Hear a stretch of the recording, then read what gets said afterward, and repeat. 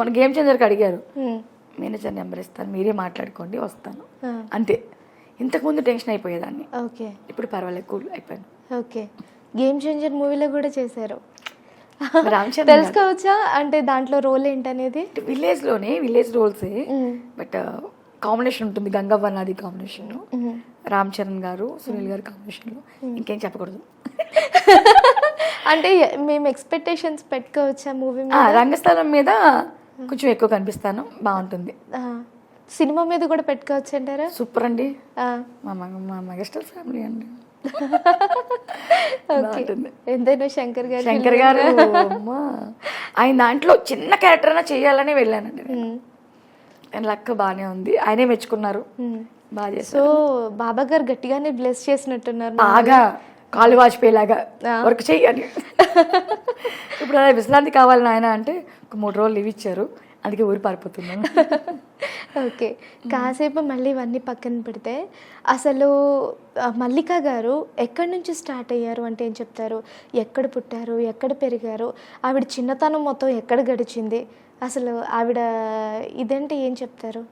మెండపేట అండి, పుట్టింది మెండపేటే, తిరిగింది మెండపేటే, పెరిగింది మెండపేటే. మొత్తం మెచ్యూర్ అయిన తర్వాత కూడా 16 ఏళ్ళకి అంతే, 16 ఆ ఏజ్లో వచ్చాను ఇండస్ట్రీ. అంటే మీకు ఇది చిన్నప్పటి నుంచి ఇంట్రెస్ట్ అండి? లేదు, అస్సలు లేదు. నాకు పోలీస్ అవ్వాలని ఇష్టం. పోలీస్ అవ్వాలని? మరి చదివెక్కలేదు.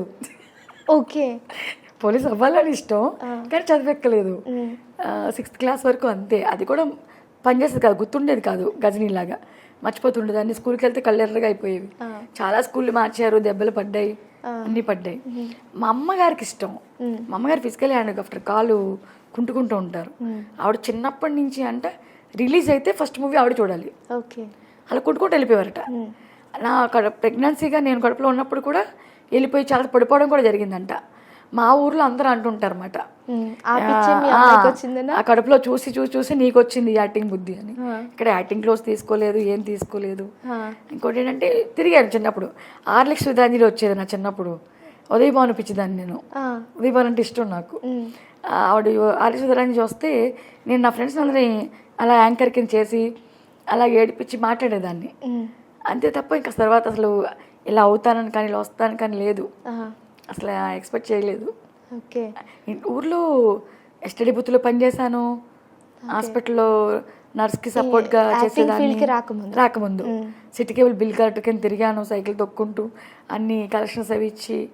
తప్ప ఇలా వస్తారని కూడా అనుకోలేదు, అసలు ఆర్టిస్ట్ అవుతారని అనుకోలేదు. మరి అలా అనుకోకుండా వచ్చిన అవకాశం ఏంటంటారు? ఎలా వచ్చింది కూడా ఆర్టిస్ట్ అవుదామని కాదు, అసిస్టెంట్ డైరెక్టర్గా వచ్చాను. ఓకే, ఆకుతోట విజయ్ కుమార్ గారు అని ఉన్నారు, నాన్నగారికి ఫ్రెండ్ అనమాట. యాక్చువల్ ఆయన వేరే బాబురావు గారి సినిమా చేస్తుంటే మా చుట్టాలు అవుతారు, తీసుకొచ్చి చూపించి పరిచయం. నాకు రాసుకుంటాను, కాస్ట్యూమ్ వరకు రాసుకుంటాను, ఇంట్రెస్ట్ అని చేసాం. ఒక 2-3 సినిమాలు చేసాం, చిన్న చిన్నవి. పాలకొల్ల వెళ్ళాం, షూటింగ్ అంతా వెళ్ళాము. తర్వాత ఒక లవ్ లెటర్ అనే మూవీలో కళ్ళు చిత్రంబరం గారికి వైఫ్ రాలేదు, ఆయన వచ్చేసారు. లైట్ డల్ అయిపోతుంది, స్టూడెంట్స్ అంతా రెడీగా ఉన్నారు. నేను అప్పుడు డైరెక్షన్ డిపార్ట్మెంట్కి చూస్తూ ఉన్నాను, లైట్ పోతుంది, అమ్మాయి రావట్లే. నన్ను చేయమన్నారు. అబ్బాయి నేనేం చేస్తా, నేను చేయను అని చెప్తే, అమ్మ లైట్ పోతుంది, మొత్తం అంత ఇదైపోతుంది అని రిక్వెస్ట్ చేస్తే, నాది ప్యాకేజ్ గెటప్, ఆయన సాంగ్ బాగు గెటప్. ఫస్ట్ ఇండస్ట్రీ గెటప్ వేసింది అదే. ఓకే, నేను చిత్తమ్మ గారి పక్కనే వేశాను. అప్పటి నుంచి ఇంకా ఆర్టిస్ట్గానే వస్తూ ఉన్నాయి. ఇంకా ఇటు దారి మళ్ళీందేమో అని చిన్న చిన్నగా సప్తగిరి ఛానల్లో గుండె హనుమంతరావు గారి పక్కన, ఎల్వి శ్రీరామ్ గారి పక్కన అలా కొంచెం అలా వేసుకుంటూ జాయిగా ఉంటే ఇంక అంకుల్ ఉన్నారు విజయ్ కుమార్ గారు, కలవారి కోడలు పట్టుకున్నారు. నువ్వు అది చెయ్యాలి, నీ స్లాంగ్ కావాలంటున్నారు, నువ్వు ఫాస్ట్ మాట్లాడతావు కదా, నీ బాడీ లాంగ్వేజ్ అది కావాలి. పారిపోయాను నేను, అంటే నేను చెయ్యను బాబోయ్, ఈ సీరియల్ చేత అక్కడ ఉండిపోవాలి, నాకు వద్దు బాబోయ్. ఇలా మొత్తం అప్పుడు తెలుసు కదా, పొద్దున పోతారు నైట్ వస్తారు, అమ్మో నా వల్ల కాదు. అప్పటికి ఫుడ్ నేను కొంచెం ఏదో నచ్చితే వెళ్ళిపోవడం, తినేయడం, అది తిరగడం, ఇంటి గార్డెన్లు అవన్నీ సరదా. ఇంట్లో బంధిస్తే నా వల్ల కాదు, ఆ టైప్ ఉండేదాన్ని.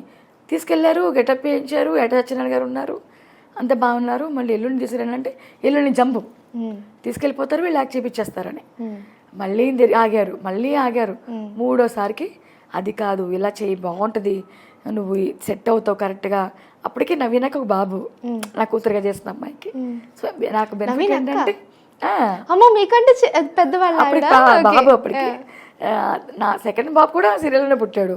అయ్యారా అక్క అంటండి, కానీ అమ్మ క్యారెక్టర్ చేశారంటండి బాబోయ్. ఓకే. అయితే నేను అమ్మడు అంటాను, అమ్మడు. నేను నాకేంటి బెనిఫిట్, నేను లావు కదా, లావు, ఫ్యామిలీ అంతా లావు, గెటప్కి సరిపోతాను. ఇంకా దానివల్ల ఇంకా ఒప్పుకున్నాం. హరిత మ్యామ్ కూడా ఫస్ట్ సీరియల్, మాది ఫస్ట్ సీరియల్, ఫ్యామిలీ మొత్తం బాగుంది, చక్కగా నడిచింది. ఇంకా వెళ్ళిపోయాను అందులోకి నేను. ఇంకా అక్కడి నుంచి మొదలైంది సినీ రంగం.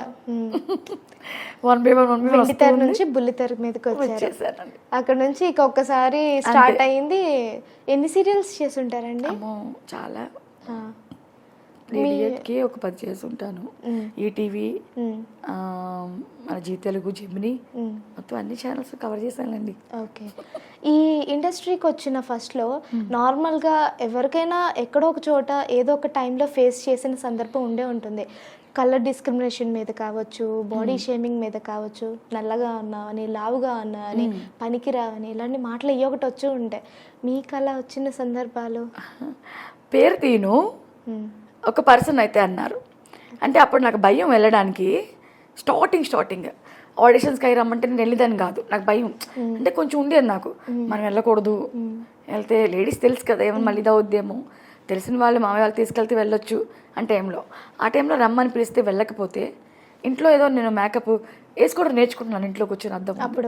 అప్పుడు వేసుకుంటుంటూ వచ్చారు. అప్పుడు ఆడపిస్కి రమ్మంటే రావు, కానీ ఇంట్లో కూర్చొని మేకప్లు వేసుకుంటావా, ఇంక ఇంట్లో కూర్చొని మేకప్ వేసుకుని బతుకవద్దు నీది, నువ్వు ఇంక రాలేవు తెరపక్కి అని. తను ఆర్టిస్టే, పేరు చెప్పను, చూస్తే అర్థమవుతుంది. ఇప్పుడు కూడా చూస్తున్నారు, చేస్తున్నారు వాళ్ళు. ఆ కసితో కూడా నేను చేశాను. ఓకే. నీ బతికింది ఇంకా ఇంట్లోనే మేకప్ వేసుకోవడమే, ఆఫీసులు తిరగవు, రావు, నీకు రావు అని ఎక్కిరించిన వాళ్ళు ఇప్పటికి చూస్తున్నారు, నాతో మాట్లాడడానికి చేస్తున్నారు. నేను మాట్లాడలేదండి, ఒక్కసారి పెట్టుకున్నానంటే నా వల్ల కాదు, సో మాట్లాడలేదు. అన్నాక కసి పెరిగింది ఇంకా నాకు, ఎందుకు చేయకూడదు, ఎందుకు రాకూడదు, అక్కడ నా తప్పలేదు, నేను వెళ్ళకూడదు అనుకున్నాను. కొంచెం అప్పట్లో నా సినిమా ఆఫీస్ అంటే కొంచెం భయం వేసేది. సీరియల్ అంటే ఒక ఫ్యామిలీలా ఉంటుంది కదా, సీరియల్ వరకే అనుకున్నాను. సో అలా అనేటప్పటికీ నేను ఒక రాంగ్ స్టెప్ ఏంటంటే, ఒక మూవీకి వెళ్ళాను. వెళ్ళినప్పుడు వాళ్ళని ఇలా అడుగుతారు కదా, విత్ కమిట్మెంట్ అవి అడుగుతారు కదా, అది నాకు నచ్చక ఇసిరి కొట్టి వచ్చాను. ఓకే.